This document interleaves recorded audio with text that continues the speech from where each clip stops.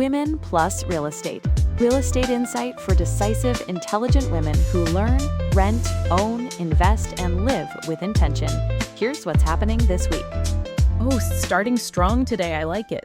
Well, I have to, because if you are renting right now, pretty much everything you thought you knew about the absolute best time of year to find an apartment or, negotiate your lease, let me start by throwing a pretty widely accepted piece of conventional wisdom right out the window. It's all wrong right now. It is currently completely wrong. The old rules simply do not apply to the market we are sitting in today. And I think the most crucial part for you listening is that your window for maximum leverage is wide open right now, but it is not going to stay that way.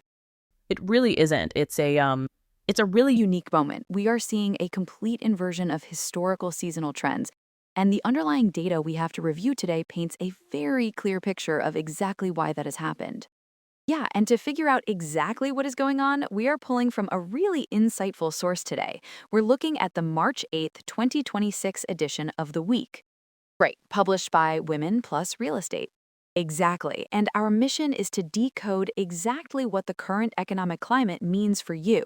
Whether you are currently renting, maybe looking to buy your first home, or acting as an investor trying to navigate this landscape, we are going to break it all down.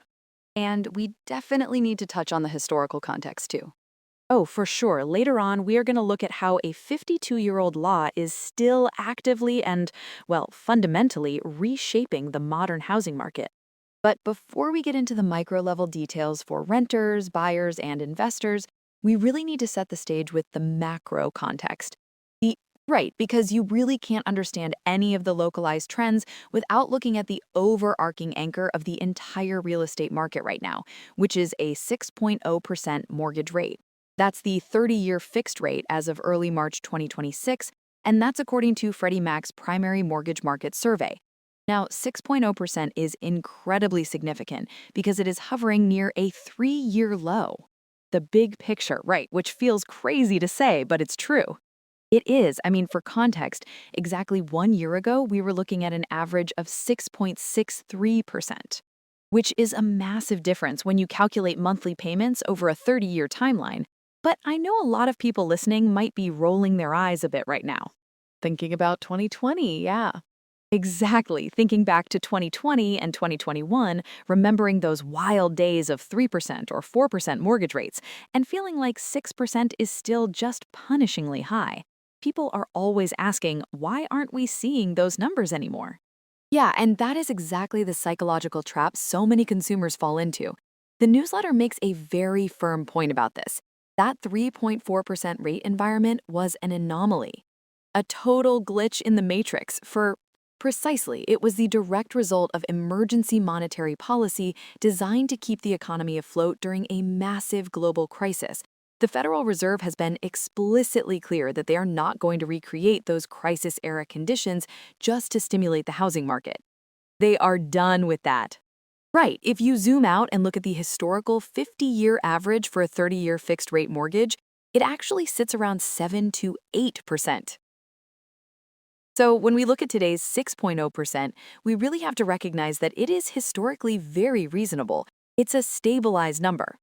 Okay, let's unpack this, starting with what this all means for the rental market, because the shift happening here is the kind of hidden leverage most people never realize they have until they've already signed on the dotted line. They miss the boat entirely. They do, because the traditional mindset has always been that the rental market peaks in the summer. June through August. Families trying to move before the school year starts. Right. College students scrambling for off-campus housing, new graduates relocating for jobs. And while that Summer rush obviously still exists, the actual peak of the market has fundamentally shifted since 2022.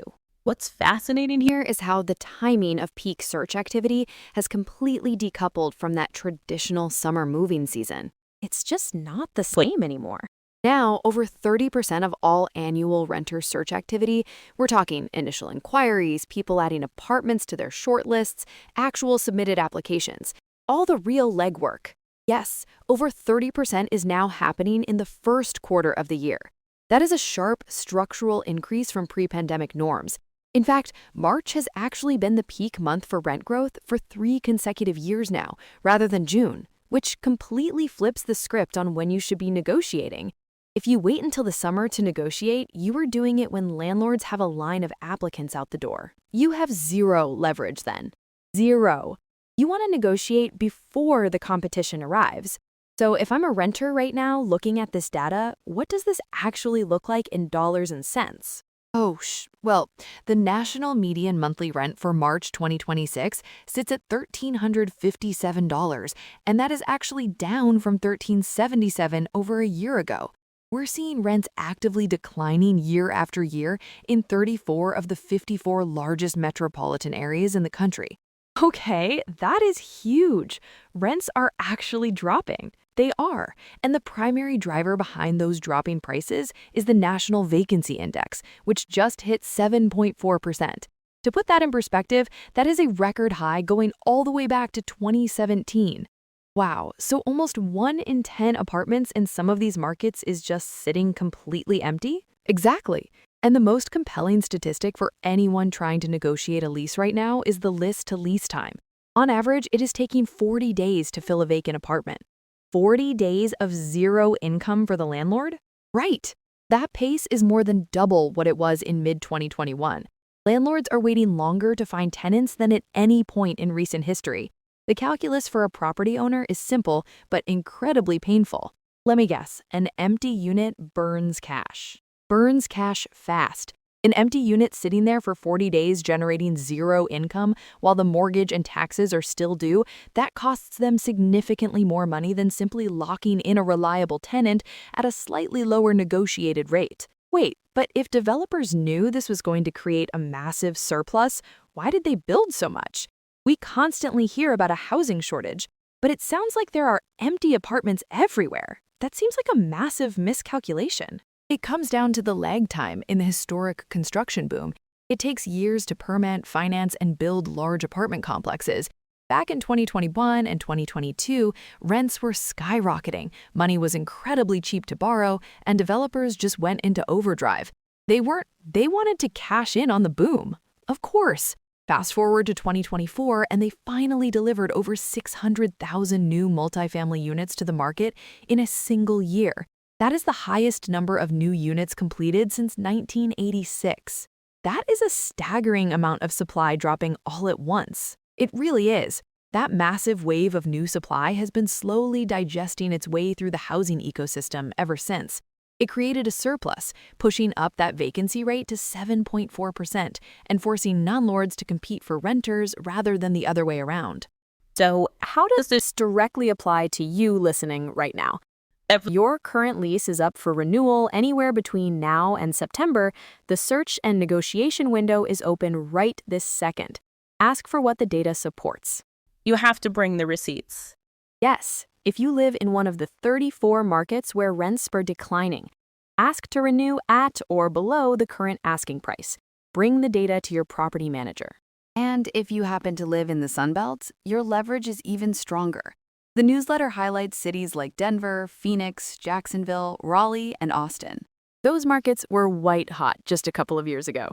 They were, but now the supply glut in those specific markets is so pronounced that more than 50% of properties are currently offering at least 1 month of free rent as a concession just to get people in the door. 1 month free is massive. And it's not just free rent.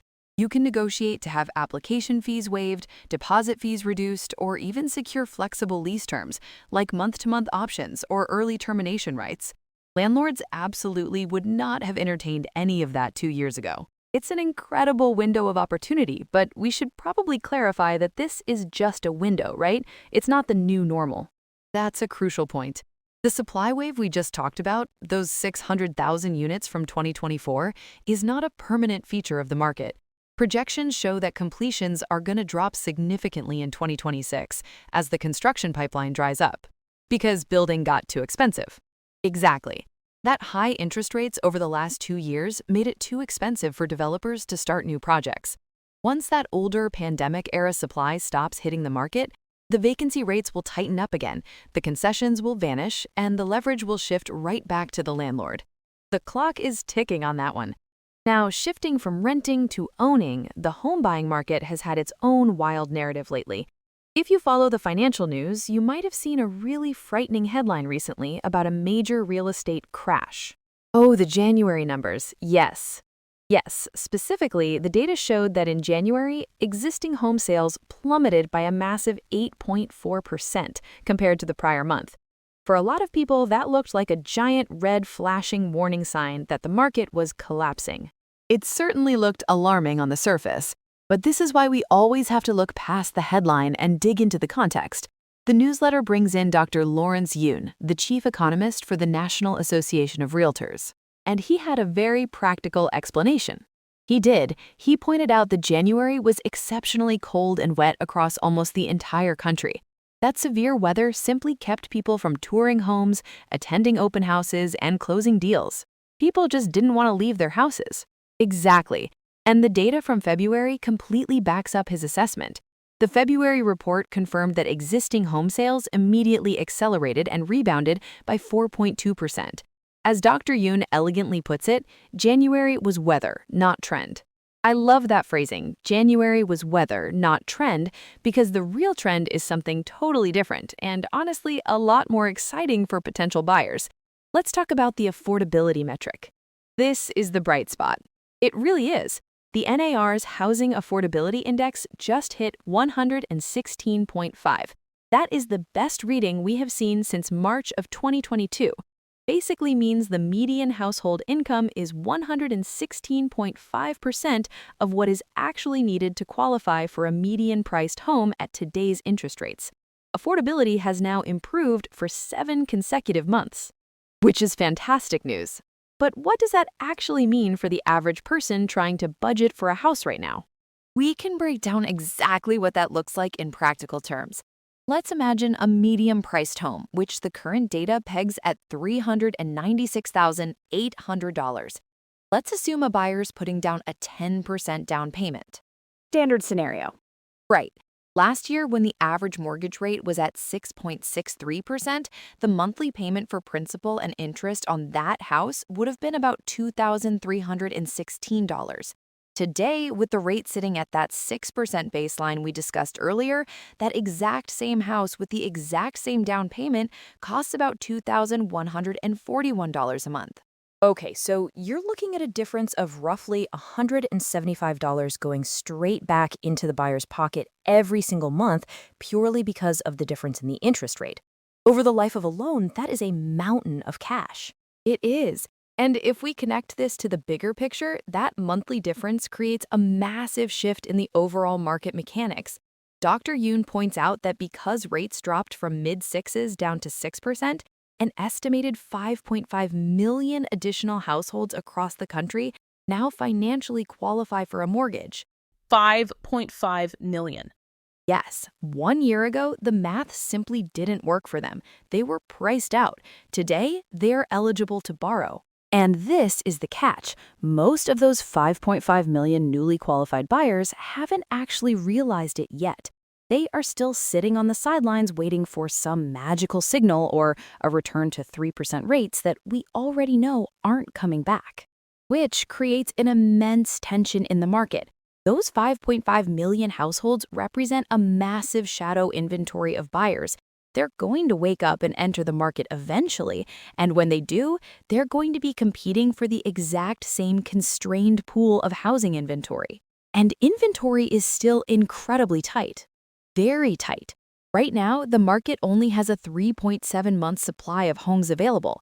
If a tidal wave of new buyers hits the market without a matching increase in housing supply, it is simply going to drive home prices up, eroding the very affordability they're trying to take advantage of. So what does this all mean for you if you're looking to buy? It means that if you act right now in Q1 or Q2, you're securing that improved affordability while competing against a fraction of the buyers you'll face if you wait until the fall. The early bird gets the house. Truly, the payment math has fundamentally changed in your favor, and the competition hasn't caught on yet. If you got pre-approved for a mortgage sometime in the last 12 months, go back to your lender right now. Your qualifying amount has likely gone up. And on the supply side, there is some potential movement at the federal level that the newsletter is tracking. It's a piece of legislation called H.R. 6644, known as the Housing for the 21st Century Act. Okay, what does that do? Well, whether you lean left or right on the idea of federal housing intervention, this is a massive bill to keep on your radar because it represents a significant structural change.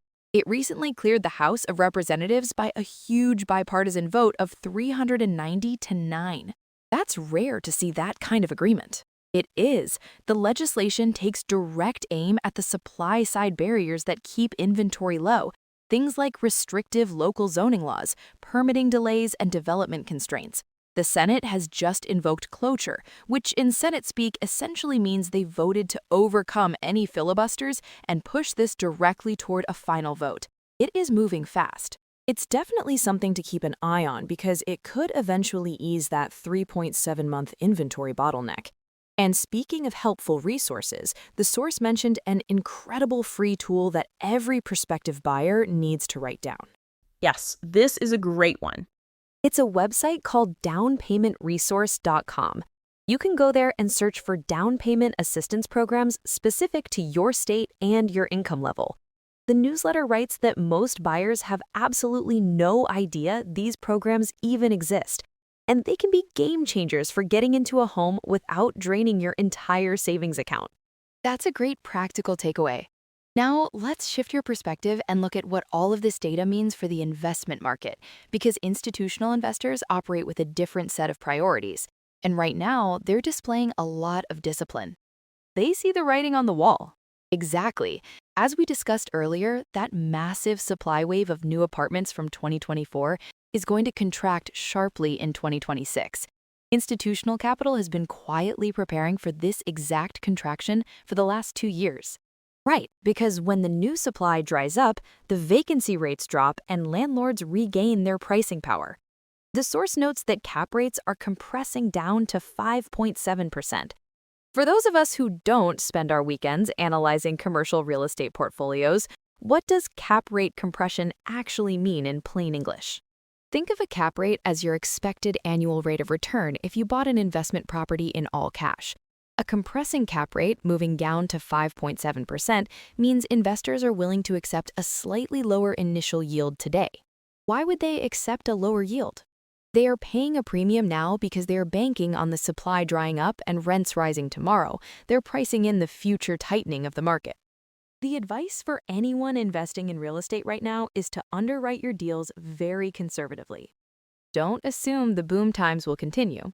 Right, don't build your financial models assuming a 3 to 5% annual rent growth like we saw during the pandemic boom. Model a realistic 1 to 2% rent growth. Prioritize properties that generate reliable cash flow today over properties that might just appreciate in value tomorrow. And location matters too. The smart money isn't necessarily chasing the flashy headline cities right now. The data shows that apartment fundamentals are strongest in the Midwest and Northeast metros. Because they didn't overbuild. Exactly. These are areas with minimal new development pipelines, meaning they aren't about to be flooded with new competing apartment buildings, and they're actually leading the market in recent rent growth. It's all about finding markets with constrained supply and steady demand. But evaluating these markets brings us to perhaps the most innovative part of today's deep dive. Okay, here's where it gets really interesting. The newsletter introduced a feature tracking something called housing prediction markets, specifically using platforms called Polymarket and Parcl Labs. Let me explain how this works, because it feels like something out of a sci-fi movie, but it is happening right now. So incredible technology. Parcl Labs is a data company that provides daily housing price indices. They build these indices using public property records and verified sales data. Polymarket is a prediction market platform where thousands of everyday participants essentially place financial bets on what the future housing data will be. It's crowdsourced forward guidance. Last month, the participants in this prediction market traded heavily on where the median U.S. home value would land by March 1st, 2026. The collected trades assigned a 98.5% probability that the final number would land somewhere between $420,000 and $425,000. And the actual verified number from Parcl Labs when the data settled, it was $420,940. They absolutely nailed it. The market called it with terrifying accuracy. But why is this decentralized crowd of random people on the internet so much more accurate than the traditional economic models we've relied on for decades? The reason this is so profoundly accurate is the mechanism behind it. Think about a traditional economic survey. An economist or an institution publishes a projection about home prices. If they're wrong, what happens? Exactly, they simply write a new report the next quarter, revising their numbers. There is no real penalty for being incorrect. But in a prediction market, every single participant is putting real hard financial capital on the line. Nothing really. They have skin in the game. They have skin in the game. If they forecast incorrectly, they lose their own money. This financial accountability acts as a ruthless filter. It cuts through the noise, ignores wishful thinking, and aggregates the genuine beliefs of thousands of highly informed traders. Over time, these decentralized prediction markets are proving to be significantly more accurate than traditional institutional forecasts. It is so wild to think about. And they aren't just doing this on a national level, they're doing it on a city-by-city basis too. Markets for Miami, Los Angeles, New York, Austin, and San Francisco all resolved accurately on the same day. It's a completely new way to see exactly where home values are headed in real time based on where people are actually willing to bring their money. It is remarkable development in how we consume and trust data. It takes the power of forecasting away from a handful of experts and distributes it to the market itself. Now, as we look at who makes up that market today, the newsletter ties its analysis heavily to Women's History Month and requires us to look backward to understand how we arrived at the current demographic makeup of buyers and investors. Right, the historical context here is honestly staggering. The newsletter featured an Instagram post with a fact that stopped me in my tracks. Just 52 years ago, a woman in the United States could not get a mortgage without a male cosigner. Hard to believe.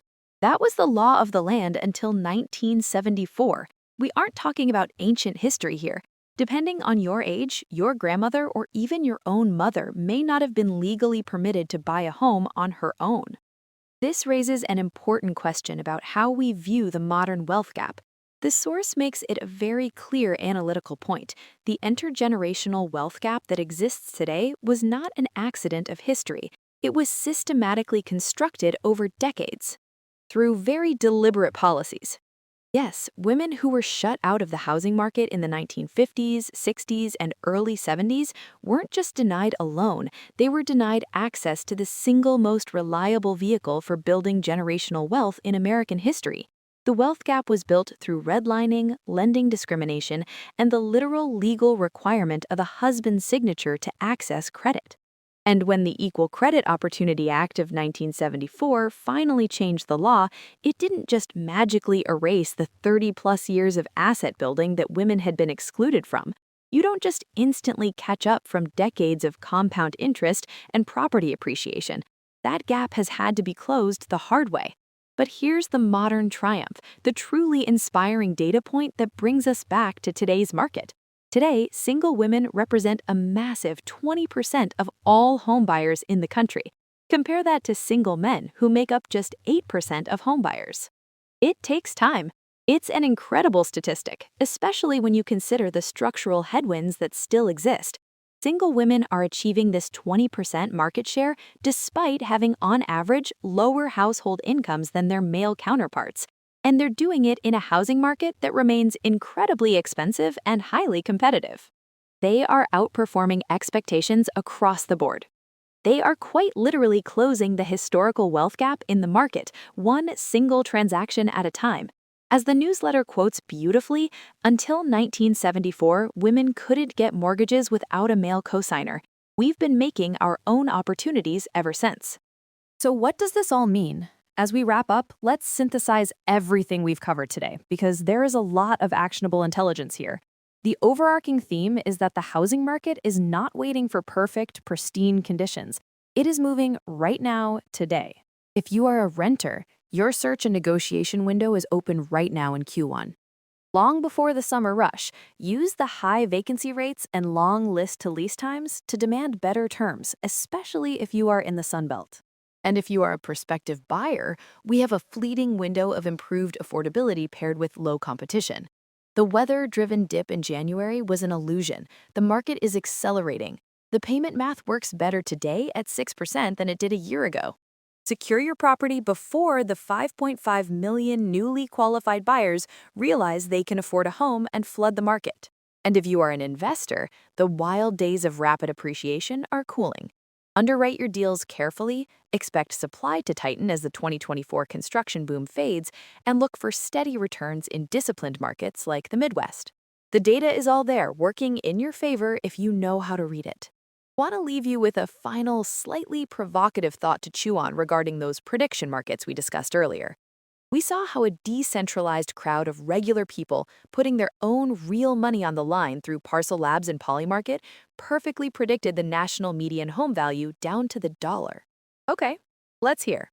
If these crowdsourced, financially accountable prediction markets continue to outperform traditional economic surveys month after month, year after year, then this kind of decentralized forecasting could eventually replace the massive, slow-moving federal agencies and central banks that currently dictate our entire financial system. Wow, that is a massive paradigm shift to think about, a future where the crowd is the central bank. Thank you so much for joining us. Remember to stay curious, keep questioning the data around you, and look for the hidden leverage in your own life. That's This Week from Women Plus Real Estate. Full newsletter with data, links, and archives at read.womenplusrealestate.com. Until next week, keep your eyes on the market.